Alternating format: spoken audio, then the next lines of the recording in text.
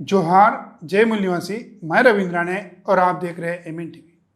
दुनिया में कोरोना के महामारी के समय इजराइल और पैलेस्टीन के आपसी संघर्ष के बहाने दुनिया को तीसरे महायुद्ध की ओर धकेलने का काम चल रहा है। दुनिया में सबसे ज्यादा संघर्ष धर्म के नाम पर होता है। इजराइल और पैलेस्टीन का जो संघर्ष है, यहूदी और इस्लाम के बीच का मजहबी संघर्ष है। भारत में ब्राह्मणवादी लोग इजराइल के समर्थन में बड़े पैमाने पे सोशल मीडिया पर अभियान चला रहे हैं। देश में कोरोना की दूसरी लहर है। उस समय ऑक्सीजन, बेड, दवाई की किल्लत से लोग मर रहे हैं। भाजपा सरकार की हर तरफ से छीत हो रही है। देश के नागरिकों की बात छोड़ो, उत्तर प्रदेश में भाजपा के 5 विधायक कोरोना की वजह से मर गए। भारत में हर दिन 4000 के आसपास लोग मर रहे हैं। पिछले लॉकडाउन के समय तबलीगी जमात को टारगेट करने का काम किया ताकि अपनी नाकामी छुपा सके, मगर उस समय भी भाजपा सरकार हर तरफ से एक्सपोज हो गई थी। इस बार देश में ब्राह्मण धर्म के लोगों के पास तबलीगी जमात वाला ऐसा कोई माहौल नहीं दिख रहा है। तो इजराइल और पैलेस्टीन के बहाने मुसलमानों के खिलाफ घृणा फैलाने का काम चल रहा है। इजराइल और पैलेस्टीन के आपसी संघर्ष के बारे में हम समझ सकते हैं कि वहां का यहूदी और मुस्लिम संघर्ष है, मगर भारत के ब्राह्मण धर्म के लोग इजराइल और पैलेस्टीन के संदर्भ में क्यों प्रतिक्रिया दे रहे हैं, यह भी हमें समझना होगा। इजराइल के प्रधानमंत्री बेंजामिन नेतन्याहू ने अपने पैलेस्टीन के जो विरोध में संघर्ष किया, उस संदर्भ में जिन राष्ट्रों ने उन्हें समर्थन दिया उसके लिए ट्वीट किया और धन्यवाद दिया।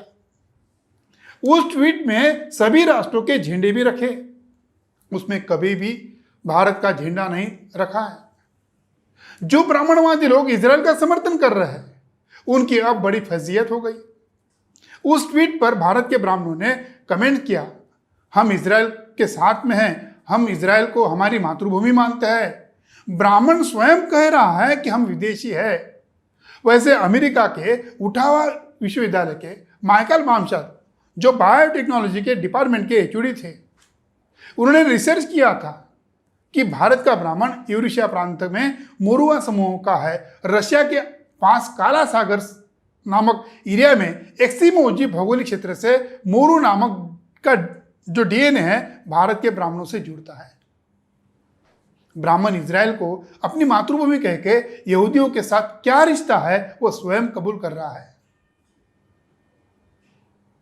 भारत के ब्राह्मणवादी लोग भारतीय मुसलमानों का विरोध करने का काम क्यों करते? क्योंकि उन्होंने विषमतावादी ब्राह्मण धर्म को नकारा, समतावादी इस्लाम को अपनाया।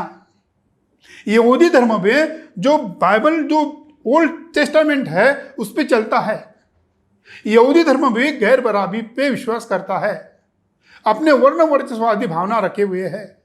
यहूदी धर्म में अन्य धर्म में विवाह मान्य नहीं है। ऐसा कोई लड़का और लड़की करे तो उन्हें सजा दी जाती है। भारत में भी ब्राह्मणवादी लोगों में ऑनर किलिंग की समस्या बड़े पैमाने पे है। बाइबल, ओल्ड टेस्टामेंट में और मनुस्मृति में बड़े पैमाने पे समता पाई जाती है। मनुस्मृति में ब्राह्मणों के अलावा किसी भी, यानी क्षत्रिय हो, वैश्य हो, शूद्र हो, उन्होंने गुनाह किया, उन्हें सजा सुनाई जाती है, मगर ब्राह्मणों को छोड़ दिया जाता है।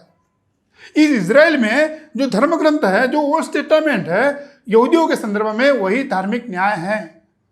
वो मुस्लिम हो या अन्य कोई हो, उसे सजा दी जाती है। जर्मनी के एडॉल्फ हिटलर के लेफ्टिनेंट कर्नल एडॉल्फ आइकमन ने 60,000 जू को मारा था। उसे कुछ दिनों के बाद इजराइल ने अर्जेंटीना में पकड़ने के बाद उसे फांसी दिया।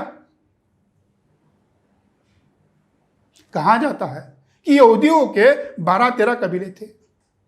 जब इस्लाम के मानने वाले लोगों ने जब इजराइल पर कब्जा किया था, तो वहां से यहूदियों ने वहां से पलायन किया। उसमें से एक कबीला भारत में आया था। वही ब्राह्मणों के रूप में आज प्रस्तापित हुआ है, ऐसा कहा जा सकता है।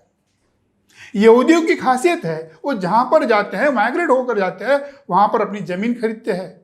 भारत में 3 श्रेणियों में अलग अलग प्रदेश में ये यहूदी आए, वहीं पर बस गए। कोचिन यहूदी, बेने इजरायली, बगदादी यहूदी लोगों में भारत में अपनी ताकत बनाई। कोचिन यहूदी सबसे पहले केरल के समकालीन प्रदेश में पहुंचे थे।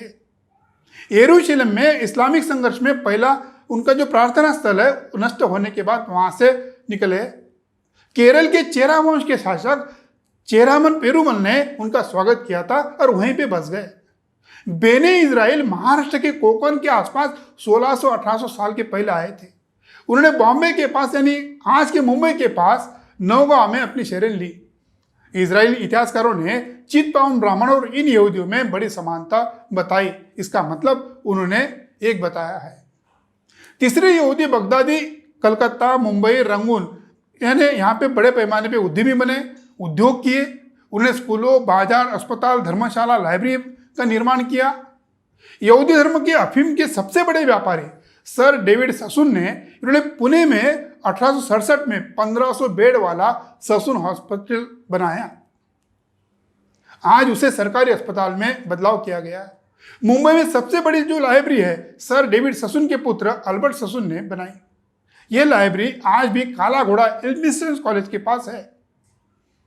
दिल्ली में सिनेगॉग यहूदाह्याम दिल्ली में यहूदियों के लिए एक बड़ा प्रार्थना स्थल है। वहां के पुजारी उन्हें रब्बी कहते हैं और वे कहते हैं इजराइल मेरे दिल में है और भारत मेरे खून में है। कोलकाता में यहूदियों की उपस्थिति बड़े पैमाने पे है। बेकरी में बिजनेस के बड़े उद्योग करते हैं। भारत में इन यहूदियों में कला, रंगमंच, व्यवसाय इन क्षेत्र में अपना नाम कमाया। इजराइल 14 मई 1948 को अलग राष्ट्र बन गया। तो उसके पहले भारत में लगभग 20,000 यहूदी थे। इजराइल राष्ट्र बनते ही धीरे धीरे वो चले गए। आज भारत में 6,000 यहूदी रहते हैं।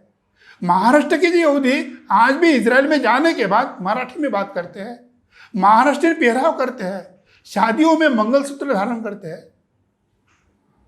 भारत और इजराइल के संदर्भ में जो हम जानना चाहते हैं इनके संबंध क्या है। भारत 15 अगस्त 1947 को आज़ाद हुआ। इजराइल का गठन 14 मई 1948 को हुआ। आज इजराइल विज्ञान तंत्रज्ञान में 8वां विकसित राष्ट्र है। भारत उसके पहले आज़ाद हुआ, मगर भारत के विदेशी अंग्रेजों ने स्वयं को विदेशी कहने वाले ब्राह्मणों के हाथ में सत्ता देने के बाद पिछले 70 साल में कुछ विकास नहीं किया जैसा इजराइल का विकास हुआ। भक्त लोग यह भी कह सकते हैं कि भारत में मुस्लिम समुदाय होने के कारण, भारत हिंदू राष्ट्र न होने के कारण यह सारी समस्या है। मगर सारी व्यवस्था ब्राह्मणों के हाथ में थी और सारी व्यवस्था पे कब्जा किया था।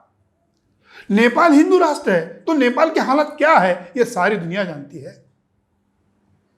भारत इजराइल के गठन के प्रस्ताव का विरोध किया था। गांधी जी की यहूदियों के प्रति सहानुभूति थी, मगर फिलिस्तीन क्षेत्र में अरब लोगों का है यह गांधी जी मानते थे। 1971 में भारत और पाकिस्तान के बीच युद्ध में इजराइल की तत्कालीन प्रधानमंत्री गोल्डा मायर ने हथियार भी भेजे थे। 1977 को जनता पार्टी की जब सरकार बनी थी तो मोरारजी देसाई ने इजराइल के साथ संबंध बनाने के लिए तैयार हुए थे, मगर उस समय तत्कालीन विदेश मंत्री अटल बिहारी वाजपेयी 25 अरब राष्ट्रों को नाराज नहीं करना चाहते थे, क्योंकि नैसर्गिक तेल और ऊर्जा की जो स्रोत है वो भारत के पास उपलब्ध नहीं थे। वो नैसर्गिक संसाधन अरब देशों के पास बड़े पैमाने पे आज भी है। भारत और इजराइल के बीच राजनीतिक संबंधों की शुरुआत तत्कालीन प्रधानमंत्री पीवी नरसिंह राव के द्वारा हुई। वो 29 जनवरी 1992 से शुरुआत हुई। 1999 के कारगिल युद्ध में भारत और इजराइल के बीच शस्त्र संधि हुई। अटल बिहारी वाजपेयी प्रधानमंत्री थे तो इजराइल के दौरे पर गए थे। उन्होंने वहां जाकर कहा था कि मुझे मेरी मातृभूमि में आकर गौरव महसूस हो रहा है।